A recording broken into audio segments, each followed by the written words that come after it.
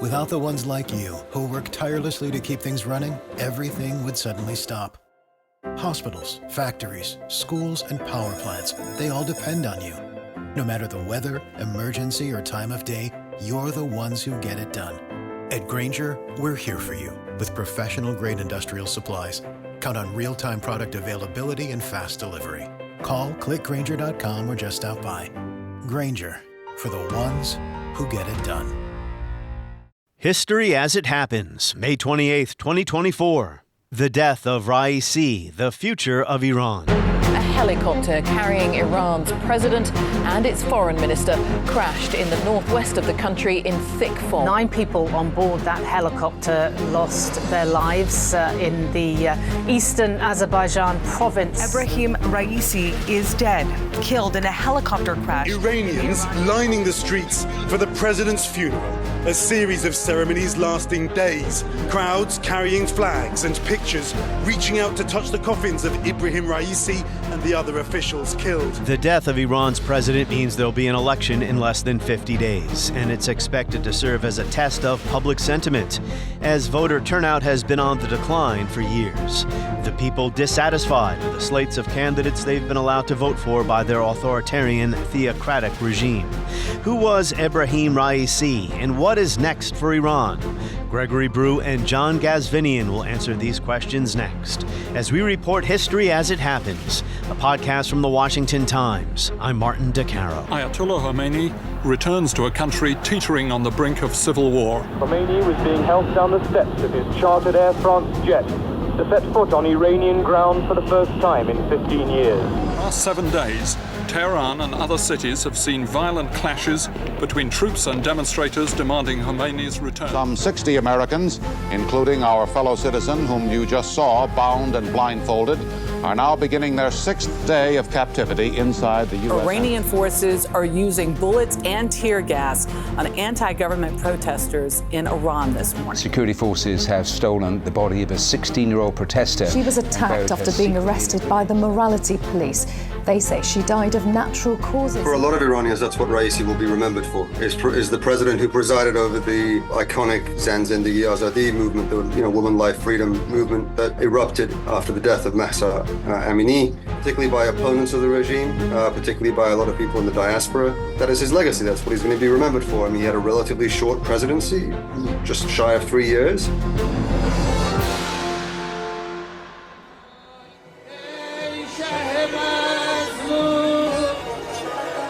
Amid thousands of mourners, Ebrahim Raisi was buried in the Iranian holy city of Mashhad, 4 days after he and several other top government officials were killed in a helicopter crash. Raisi was 63 years old.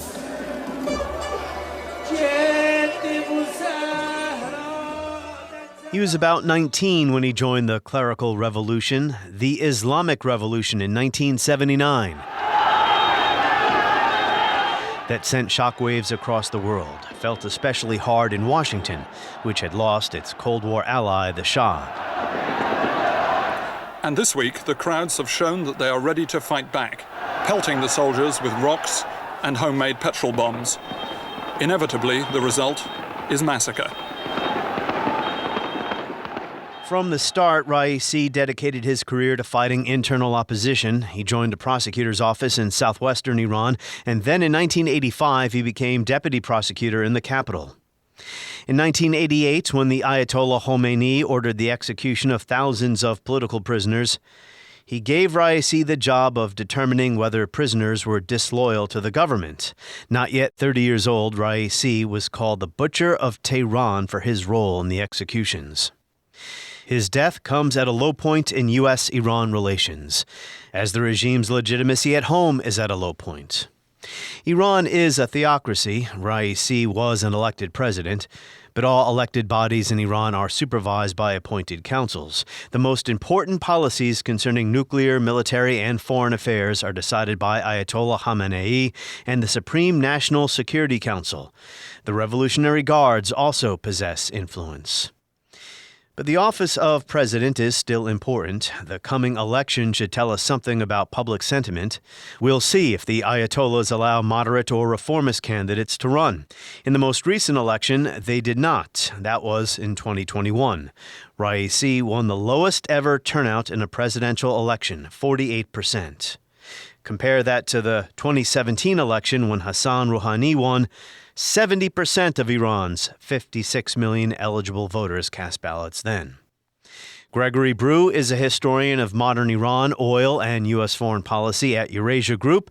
He is the author of The Struggle for Iran, Oil, Autocracy, and the Cold War, 1951 to 1954. John Ghazvinian is the executive director of the Middle East Center at the University of Pennsylvania, and he is the author of America and Iran, A History, 1720 to the Present. It is an excellent book. John Ghazvinian, welcome back. Thank you for having me. And it is you I have to thank for introducing me, connecting me to our other guest in this episode a year or so ago, Gregory Brew. Welcome back. Hi, Martin. Thanks for having me back on. Yeah, Greg, I had reached out to John to see if he wanted to talk about the coup against Mossadegh, and he said, you know what, why don't you talk to Gregory Brew? So, John Ghazvinian, I have your book here, America and Iran, A History, 1720 to the Present. I was thinking about starting our conversation in the 1970s, 1979, when it comes to Raisi. I actually want to talk to you about your New York Times op-ed that came out this morning, the morning that we're recording this conversation, about how his death could lead the hardliners in the regime to take a chance and race to a nuclear weapon. Why don't you explain what you mean? Yeah, it's a little bit speculative, and I want to make sure that I'm not over-egging the pudding here and claiming that we're, on the verge of a nuclear Iran necessarily. I just don't really know. But I think that there are a number of factors that are converging to make, I think, Iran begin to question its nuclear posture. And I want to just emphasize, I'm not one of these people that is inclined to sound the alarm, to be alarmist rather, about Iran's nuclear program. Actually, I've taken a very contrarian position for at least a decade or more in conversations and arguments that I've made, which is that I actually don't believe Iran's intention back in the 1990s when they restarted their nuclear program in sort of a significant way. I don't think that they ever had a really, really serious interest in a nuclear bomb, actually. I think that's debatable at best.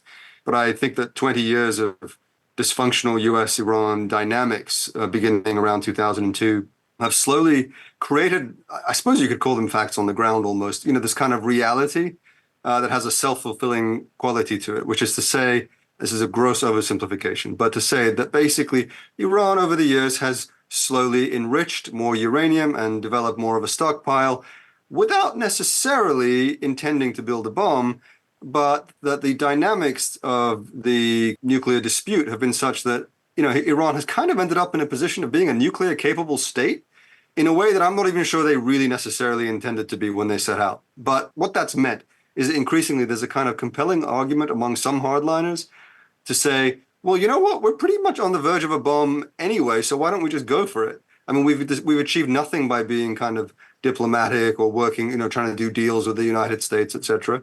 There is a line of thinking that says that we should maybe take the North Korea option, pull out of the Nuclear Non-Proliferation Treaty, and just build a bomb. Iran could do that within a very, very short amount of time if it wanted to. The reason it hasn't, there are multiple reasons why it hasn't, and I don't want to get into too much detail, but broadly speaking, this starts at the top, and the Supreme Leader, Ayatollah Ali Khamenei, I think has consistently made the calculation that Iran is better off playing by the rules of the international community, playing by the rules of the NPT, demonstrating that Iran is a sort of responsible actor and so on, that it's open to IAEA inspections and willing to kind of go through multiple rounds of negotiations with the Obama administration, et cetera, rather than any of the other options. I think Iran has often calculated that its happy medium, its sort of sweet spot, is somewhere between racing for a bomb and dismantling its program. The West, the United States, has obviously taken this line for many, many years, or at least it did initially under the Bush administration, that Iran should simply abandon completely its nuclear program. That doesn't make a lot of sense for Iran because they do have some genuine civilian nuclear energy needs and didn't want to be kind of exposed to a dependency on foreign powers for fuel roads and so on for their reactors. At the same time, to race for an actual bomb would have been more destructive for Iran because contrary to the way these things are sometimes presented, it's pretty much impossible to build a nuclear bomb in secret. Everyone's going to know what you're doing, to pull out of the NPT, kick out the IAEA inspectors, switch off the cameras. That's an invitation to invasion, particularly over the past 20 years anyway, when the United States has been in a strong position to invade foreign countries. It would have been foolhardy for Iran to do that. They would have been asking to get invaded by the US, which probably would have resulted in regime change as well. So the natural happy medium for Iran has always been to develop the capability without the actual bomb. Iran benefits almost as much from having the capability of building a nuclear bomb as it does from having the bomb itself. I would even argue maybe benefits even more so. So that's been the standard line up till now. But I do think that we're now at a place where multiple factors are converging and Iran might start to question that logic. Greg, you've been working on this. I have been. And to John's points, this is a subject of increasing debate, particularly over the last month following Iran's attack on Israel, an attack which I think, while expected in the aftermath of Israel's bombing of the Iranian consulate in Damascus, there was some anticipation that Iran would respond. But I don't think most folks in the analytical community were expecting Iran to attack Israel in such a large way. To some extent, that expectation was also broke inside Iran as well. There's been an increased discourse inside Iran, both from spokespeople, officials connected to the regime, but also from academics, journalists, around the issue of the nuclear program and what is the future of that program in the context of this heightened confrontation with Israel. And it kind of goes to John's point, which is that for years, decades really, there's been an attitude towards the nuclear program that it is beneficial to Iran's deterrent strategy, that it benefits Iran's security to develop a nuclear hedge, the potential to build a bomb at some point in the future, rather than going for a bomb itself. And what we're seeing in the shift of the discourse is a slight increase in openness to the idea of building a bomb. It would expand Iran's deterrence, that it would strengthen its position. From the point of view of certain hardliners, I should really call them arch hardliners because they are to the right of even many of the conservatives, principalists who have dominated Iran's political system. These new arch hardliners, many of whom are a little younger, they're of a newer generation, many of whom came of age after the Iran-Iraq war. They tend to be more hawkish. They tend to have a slightly more bellicose view of Iran's regional strategy rather than the more pragmatical approach that has been characteristic under Khamenei and the other members of the Security Administration. These new arch hardliners look upon the United States as weak. They don't take U.S. threats of military action against Iran seriously. To John's point, in the past, there was the threat of invasion. There was the threat of bombing. There was the threat of significant military action. And some of these arch hardliners are now saying the United States doesn't have the teeth. It doesn't have the will. It's withdrawing from the region. Iran, on the other hand, is on the rise. The resistance front is on the rise. Our position is stronger than it was, and it would benefit even more from developing a weapon. Moving away from the rhetoric and getting to the more sort of realpolitik, slightly more cynical perspective, some of these arch hardliners are likely conscious of the fact that the regime has lost a great deal of credibility with the people, that its legitimacy is in question, that they face the prospect of governing as a small minority, broadly opposed by the rest of the population. And in this context, the development of a nuclear weapon, going to the North Korean example, would support regime security more than just national security. The idea of possessing a nuclear weapon would strengthen the arch hardliners' view that they were in a secure position to continue to govern Iran, even as they lose support of the rest of the population. So this is a subject of ongoing discourse. I would agree entirely with John's point that so long as Khamenei is supreme leader, it is unlikely that Iran dashes to a bomb unless it is given strong reasons for doing so. Things could change in the event of Khamenei's death and a shift in power at the top of the regime. So yes, he is 85 years old, so he's not going to be around forever. And and John, as I read your op-ed, or what do they call it now, a guest essay in the New York Times, I thought of a book I just finished reading, Steve Call's book about the CIA and Saddam Hussein. In the years that Iraq was pursuing a nuclear weapon, Saddam said he wanted it for deterrence. He saw the deterrent capability and the national prestige and power that it gave other nations. The problem is the other nations did not view it the same way Saddam did. They did not see it as a defensive measure. They say he's doing this because he wants to be it's an aggressive move.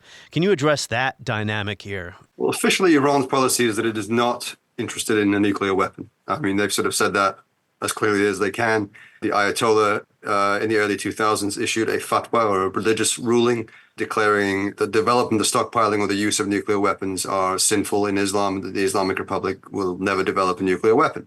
That's the official view. So in order to be able to talk about deterrence, you would have to admit that you actually wanted a nuclear weapon. Now, the capability, or the hedging strategy, if you will, which I think most reasonable people agree is probably has at least historically been Iran's policy, that is one that the fatwa doesn't address, that the Quran doesn't address. There's nothing in the Quran about nuclear weapons or nuclear anything, obviously, right? It's fairly clear, if you're taking a kind of religious approach to this, a theological approach, that weapons of mass destruction are inherently evil. Almost any religion, I think, would probably condemn them. So you can kind of make that leap pretty easily. But once you get into this idea of a hedging strategy, developing the technological capability, being a screwdriver's turn away from a bomb, et cetera, now you're getting into much more opaque territory. At the end of the day, you can talk about the fatwa, you can talk about the religious dimensions, but I mean, you also have to remember that Iran is a signatory to the NPT, to the International Treaty on the Non-Proliferation of Nuclear Weapons. And it was actually one of the first countries to sign the NPT on the day that it opened for signatures in 1968 under the Shah's regime. There has been no serious discussion of Iran leaving the NPT. There have been some of these, and I like Greg's term, arch hardliners. I mean, there have been some of these arch hardliners who have made little comments here and there over the last few years that say, well, what are we really getting out of this? I mean, look at North Korea. They've been left alone since they developed a bomb. Look at Gaddafi. He got, overthrown when he dismantled his nuclear program. As I say, those voices have been very much in the minority. They've been sidelined and actually silenced pretty quickly because they clearly go against Khamenei's view on this. As I say, I do think there are several factors that may, and I emphasize may, begin to shift that. One, of course, is the biggest one of all, which is that it had recently a territorial military exchange with a nuclear armed power, with Israel, right? A country that has a widely acknowledged nuclear arsenal, even though it doesn't admit to it. And we've seen comments made by people close to Khamenei saying, if Israel begins to escalate these attacks, if they begin to target our nuclear industry, we may have to react in kind. We may have to rethink our nuclear posture. There's that. And now, with Raisi's unexpected death in this helicopter crash, there's a small, not major, but significant power vacuum in Iran, right? Because we have an election coming up in a few weeks. Regardless of who wins that election, Raisi was, I think, the real succession battle is for the supreme leadership with an 85-year-old supreme leader. Yeah. And Raisi was talked about as a serious contender, potentially, for that title. Because this decision would have to be made by the supreme ruler, not the president. No, the decision is made by the Assembly of Experts. Okay. As far as the bomb, building a bomb, that would have to be... the bomb. I'm sorry. I thought you meant the succession to the supreme leadership. No, the decision to build a bomb would be taken, there's nothing in the Constitution that says who is responsible for that decision. Okay. But major national security decisions are typically taken by the Supreme National Security Council, which is presided over by the supreme leader, but also includes the head of the judiciary, the head of the parliament, the head of the armed forces, the head of the Revolutionary Guard, and a number of other senior officials as well. Greg, I know you want to jump in here, but I brought up Saddam Hussein thinking, hey, we're getting this for deterrence, whereas the rest of the world did not view it the same way. They thought of a threat. The Israelis bombed Iraq's reactors that they got from France in the early 1980s before they could be activated. Iraq was a signatory to the Nuclear Non-Proliferation Treaty. I don't know if this analogy is any good or not, but why don't you just address this idea that, what Iran says it might be doing is not going to be viewed the same way outside of Iran, especially by Israel? No, I think that's true. I think Iran is in a state of confrontation with both Israel and the United States. As much as, to John's point, Khamenei's strategy or his position on the nuclear weapon is influenced by his desire, and I think the desire of much of the leadership, that Iran remain a member of the international community. There is quite a considerable degree of support for the idea that Iran should be a leader, both of the region and in the global community in general, rather than a pariah state on the level of North Korea. I don't think there's much support for the idea of Iran becoming completely isolated. But when it comes to the nuclear program, the point of view of the leadership likely is, if it does become necessary to develop a bomb, it would be for deterrent reasons. It would be for defense. But what does defense mean in this context? It means not only the defense of Iran, but also of Iran's regional interests. Iran has developed the resistance front axis, the resistance front coalition throughout the rest of the Middle East, in part for its own defense, but also to ensure its position as a regional power. That, of course, development of that axis has been viewed by Israel as a threat against its own position. So here we're in a situation where the study of international relations, the study of the strategic dilemma, is quite illustrative. Any actions that Iran may take in favor of its own defense could very well be viewed by Israel and the United States as an aggressive move. And if not an aggressive move, then a move that would significantly affect the regional status quo. And here we get to the issue of proliferation. Even if Iran builds a bomb without any intention to use it, that would signal to other states in the region that the proliferation guardrails are starting to come off, and that their own security situations would be advantageously affected if they developed their own nuclear deterrence. So if Iran builds a bomb, what then is to stop Saudi Arabia, the UAE, even Turkey from developing a nuclear deterrent? So there's a very, very dangerous situation that comes about when the non-proliferation order starts to fall apart. It's not simply a question of would Iran use its bomb against Israel or against other regional states, but what this would do to the regional order, what this would do to the international non-proliferation order, and how it would affect international relations in general. Now, to get back to your original question, how would Israel view an Iranian dash to a bomb?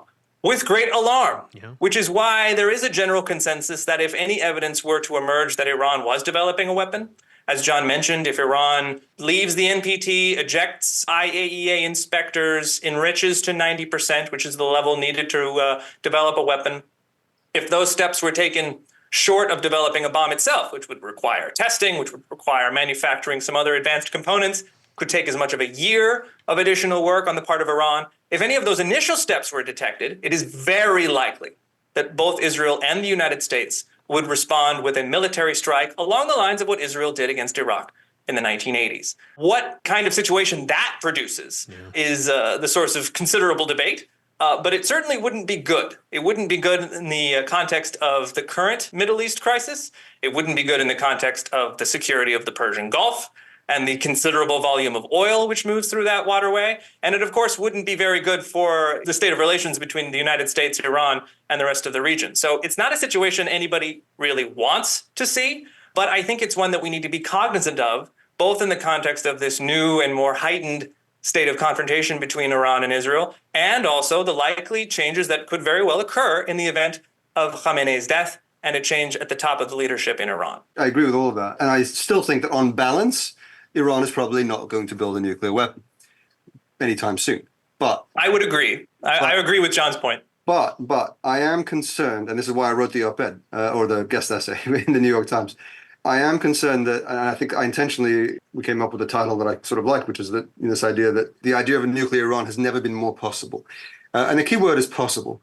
I can also see a confluence of factors that is concerning right now. Between the chaos of the war in Gaza, between the sharpening of Iranian thinking around the recent exchange with Israel, between the death of Raisi, which I think, this was the point I was starting to make earlier, I think will create a bit of a vacuum for the Revolutionary Guards in the coming months, particularly as we start to think more and more about the succession to Khamenei. And on top of that, the fact that this is an election year in the United States is distracted, it is divided. Look, I don't think that if Iran raced for a bomb today that Biden would just sit on his hands because he's distracted by an election. I wouldn't say that.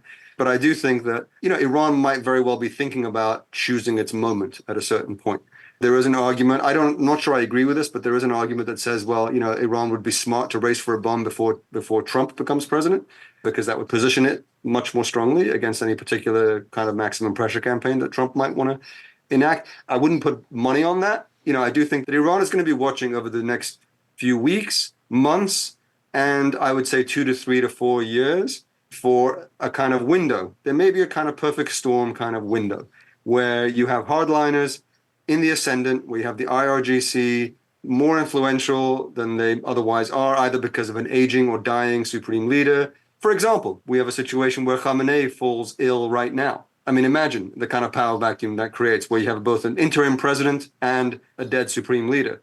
And I'm not saying that's about to happen, but there you have a Revolutionary Guard that's clearly going to be a kingmaker. And there are elements in the Revolutionary Guard that do feel that Iran should actually have a bomb, that do think that the fatwa has become outdated. There are moments like that one can kind of imagine over the coming months and couple of years, right? There's enough unpredictability in the world, there's enough unpredictability in the region. You could have a conflagration over China, Taiwan, at the same time as you have an escalating problem in Gaza. I mean, there are situations. It's very difficult to predict, but there are moments in which I think Iran might find itself thinking, you know what, this is our moment. Let's go for it. Who thought we'd be talking about the death of Raisi today? So, yeah, we have to be prepared for the what can't be predicted, I think is what you're saying, or what is foreseeable, an 85-year-old man dying. And I think that's very different from a few years ago. 10 years ago, even, it would have been inconceivable because Khamenei is younger, but also much more importantly, it's almost axiomatic that the U.S. would invade, as Greg was just describing, right? In 2014, for example, versus 2024, if Iran tries to rush for a bomb, the United States is going to invade. First of all, Iran's program was much less developed back then than it is now, so it would have taken them longer. But more importantly, the U.S. was in a much stronger position, militarily, politically, et cetera, et cetera. That's just not the case anymore, right? Iran is the most influential power in Iraq. I wonder how that happened. This is the scene in central Baghdad. Earlier today, we saw this crowd, this small crowd that has swelled to this now. Just in the last few moments, a U.S. Marine tank with a large chain has pulled the statue of Saddam Hussein down. This giant statue crumbled at the knees and toppled over. So, who was Ebrahim Raisi? Was he a significant historical figure, or is it more about the ideas he represents and the movement he was part of? So he was born in 1960, raised in a clerical family, attended seminary in 1975. How did the Shah's rule, or more specifically, how did the Shah's disenfranchisement of the clerical establishment shape Raisi's view of how Iran should be governed? And I would say that the same people are still running the country, more or less. So this question is relevant for what's happening now. Sure thing, Martin. I like how you framed that question, which is, how did the events shape Raisi into who he was? And how did his own career sort of prepare him for his brief time as president? He's sort of perfectly placed, if you like, to participate in the revolution. He's a young cleric. He's just been out of seminary, or I think he's maybe still finishing his seminary studies. He participates in the revolution. He strongly supports the Islamists with Khomeini in charge, Ayatollah Khomeini, who leads the revolution. And then his career gets started shortly thereafter. He works as a prosecutor throughout the 1980s. I say prosecutor, he's really more of an enforcer. He's an enforcer for a new regime that has taken over, that is pushing a form of governance that is still finding its footing in the context of a war between Iran and Iraq, in the context of something of an ideological purge that is taking place. Non-Islamists are being wiped out, communists, socialists, those elsewhere on the political spectrum, and they're being removed in many cases through Raisi's own doing. Towards the end of the 1980s, he's placed in charge of a committee that oversees the executions of thousands of political prisoners. This is where he gets his label as the butcher of Tehran, or at the very least as an individual who had blood on his hands.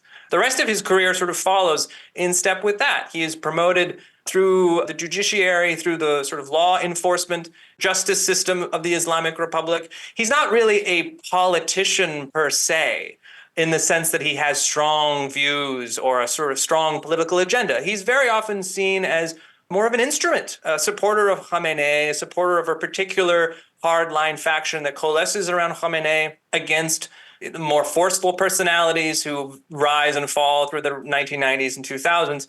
When he is kind of pushed forward as a new political leader, which is quite recent. I think he becomes a person of significance in 2016 when he's placed in at the head of a major foundation by Khamenei. In 2019, he becomes head of the judiciary. He's put forward as a presidential candidate in 2017.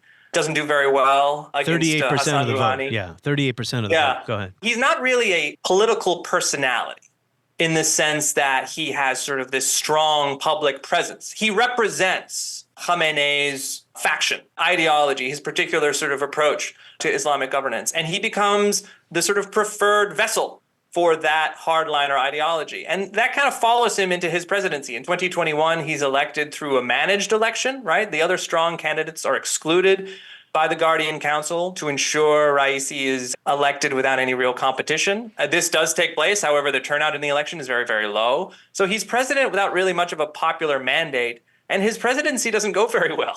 It's marked by incompetence, by corruption, by a weak economy, not much progress on major foreign policy issues. And this reputation is primarily being a supporter, a follower of Khamenei, as opposed to a more sort of strong leader in and of his own right, follows him, I think, all the way to his death and the commemorations this week. I think he is shaped by the revolution. He's shaped by his role in the revolution. And he is someone who seems to have been formed by events rather than the other way around. Yeah, good way. As opposed to a leader who creates history, he was someone who was shaped by history. Maybe the most important point of all here near the end of his life, a disconnect between the regime and the public. For a lot of Iranians, that's what Raisi will be remembered for, is the president who presided over the iconic Zan-Zindagi Azadi movement, the woman life freedom movement that erupted after the death of Mahsa Amini.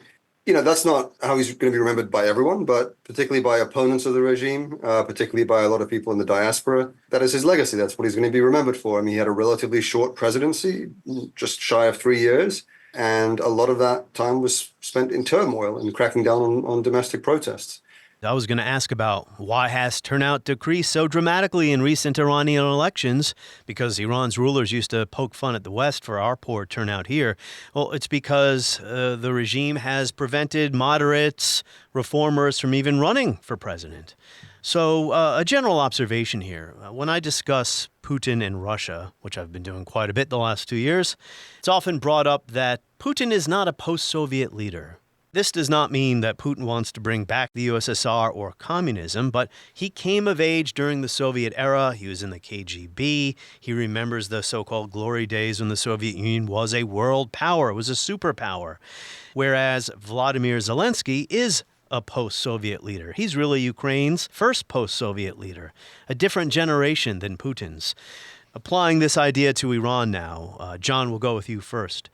We're still dealing with like the 1979 generation, aren't we? And I often wonder, where's this going? When is the next generation of Iranian leadership going to take charge? Yes, no, I appreciate the point you're making, though I will say this. I think the comparison with Russia, I'm not sure how well it works, only because the transition that you're talking about from a kind of Soviet state to a post-Soviet state was just that. It was a transition, right?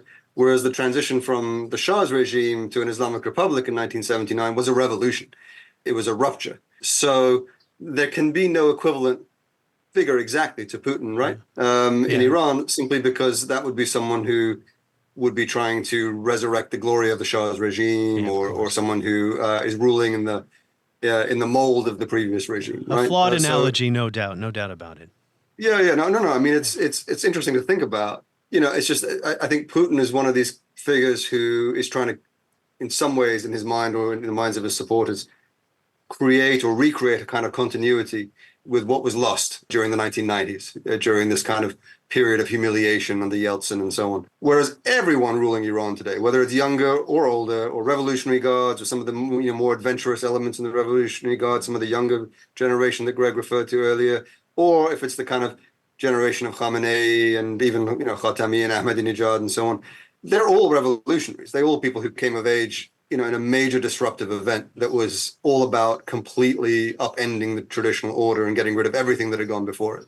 But I think I take your larger point, which is, what about the next generation of rulers, right? I mean, you're dealing with still a revolutionary generation. In some ways, Rouhani, the last president, and Raisi, although they were both young men during the revolution, you were beginning to get, I think, a sort of a younger generation at least. But I think we have to be careful because, when it comes to the Islamic Republic, I'm not sure the divisions are generational. They're more ideological. Interesting. Okay. I think Greg did make a very interesting point, I think, which is that you do have this, generation of people who cut their teeth in the Iran-Iraq war, who are heavily represented in the IRGC, who are perhaps more adventurous in their foreign policy, a little bit more reckless, a little bit more fearless, a little bit more kind of take the fight to the enemy in their mentality. You're right. That is a little different from Khamenei and his crowd, who I think are a little more cautious, a little more pragmatic. But they're also religious leaders and ayatollahs, and I think that's a distinction that is sometimes lost, right? Khamenei, Rouhani, Raisi, these are men in turbans and robes whose formative years took place in the seminary, reading holy books. They are radicals, they are revolutionaries, but they draw their inspiration, their thinking from a somewhat cerebral and spiritual place as well. So they're very philosophical and they're very thoughtful about how they approach leadership. And if you look at Khamenei's leadership style, it is highly savvy, highly sagacious, highly thoughtful. It's not reckless. It's not impulsive. If you compare it, for example, to Ahmadinejad, right, the president from 2005 to 2013, who was very much of that generation, I think, that Greg is talking about. A much more impulsive, shoot from the hip kind of leadership style, right? Mm-hmm. And then in the Guards, you have people who have cut their teeth, whose formative experiences have been on the fields of battle in Syria and in Iraq fighting ISIS, or before that, fighting Saddam Hussein in the trenches, going out there on martyrdom operations, barefoot, running onto trenches, hoping to be blown up by landmines so that they could become martyrs for the cause of the revolution. It's a very different kind of person. I think it really does shape your decision making, right? Yeah. So, Greg, I'll briefly just rephrase my question after John's answer here. It made me think about it a little bit. I'll also mention that, Greg, your Twitter feed is a must for people who are interested in Iran. Brew24. Oh, it's not Twitter anymore. It's X, @GBrew24. You made me laugh the other day because you posted a video of, some government group or council in Iran where some fella in his 90s was stepping down to be replaced by some guy in his 80s. So to my point about the gerontocracy, but really more, where are the liberalizers? John mentioned before the popular protests after the death of Mahsa Amini. Some people thought this was bordering on a revolution. And, in my view, as a distant, not very well-informed observer about Iran, the leadership risks more popular discontent and demonstrations and revolution by not liberalizing, by not giving the people an inch. So I guess my question to you is, where is the next generation of liberalizers in Iran, or a generation of liberalizers? Doesn't look like there is one.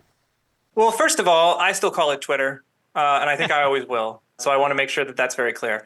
Second of all, on the question of parallels, I think it's important that we keep in mind that the Islamic Republic of Iran is and remains a revolutionary government and a revolutionary culture.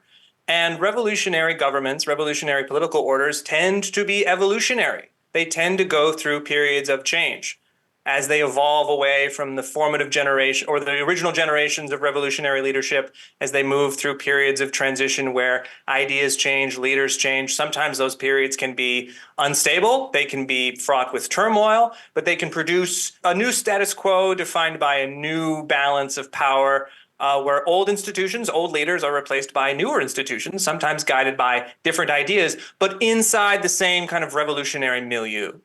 Looking into a crystal ball of sorts, we are in the middle of something of a transitional moment in Iran, and some of it comes out of the 2022 protests. There was a great deal of discussion among the reformists, among the reformist movements, the reformist leadership, the leadership of the Green movement of 2009, folks like, former President Khatami, former presidential candidate Mousavi, around what Iran needed. Because clearly some change was needed. There needed to be some kind of adjustment, some kind of shift, some kind of evolution, because the political status quo was untenable for obvious reasons. There was a majority indication from the population that the current regime did not have the support of the people. The problem with imagining liberalization right now is that none of those liberalizers or modernizers or reformists are in positions of power. The positions of power are broadly held by Khamenei, his supporters, hardliners, or arch-hardliners, who are even further to the right of some of the more traditional and more pragmatic conservatives. So it's hard to see space for liberal reform opening up, particularly in the context of a succession crisis where so many of those who are currently holding on to power are thinking about how to retain that power and are less likely to open up space for change or reform. That shouldn't completely discourage us from imagining change taking place, particularly since the need for change is so self-evident. And it's self-evident, I think, to everyone who is observing the political situation inside Iran. It doesn't mean that change is likely to happen in the short term.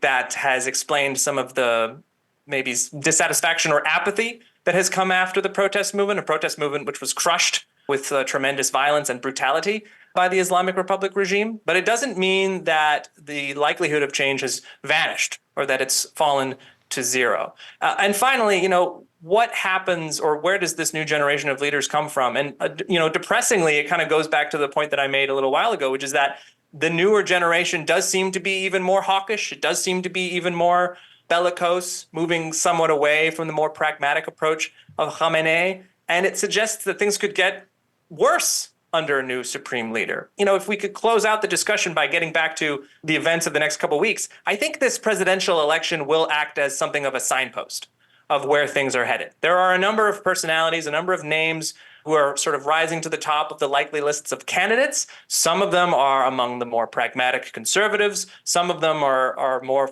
closely aligned with the arch hardliners and the far right. And I think whoever does end up being president will have to be elected, will have to be voted.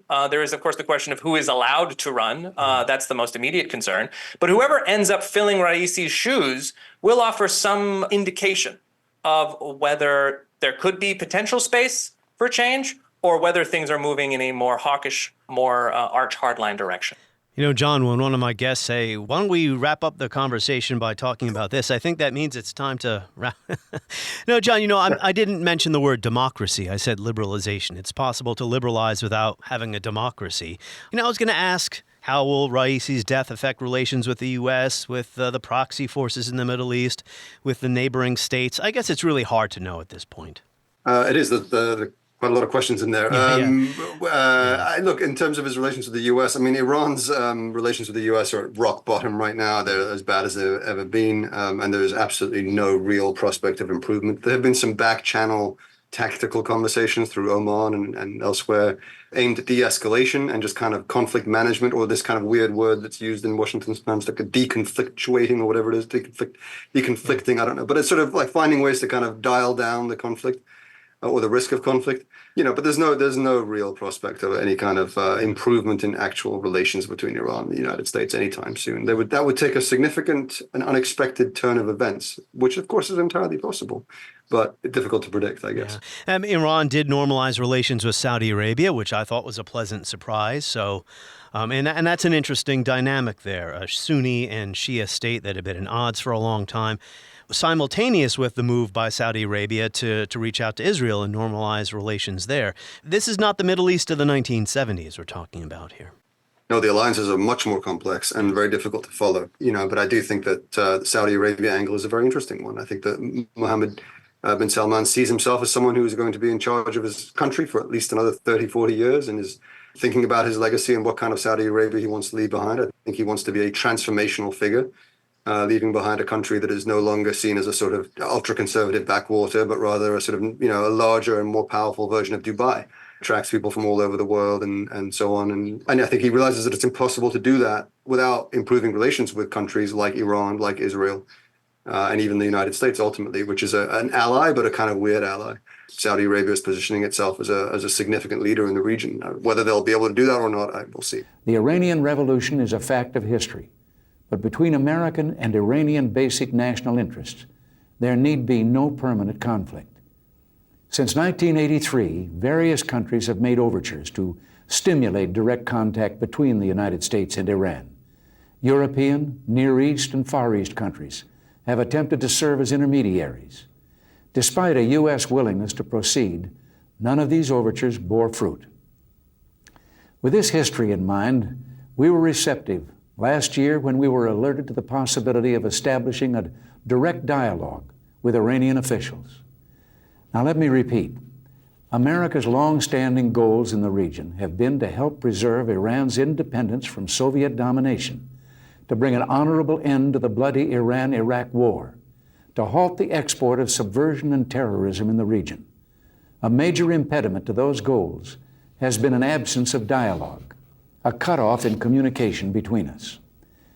It's because of Iran's strategic importance and its influence in the Islamic world that we chose to probe for a better relationship between our countries. A better relationship between the two countries. Well, that was Ronald Reagan in November 1986 during the Iran-Contra scandal.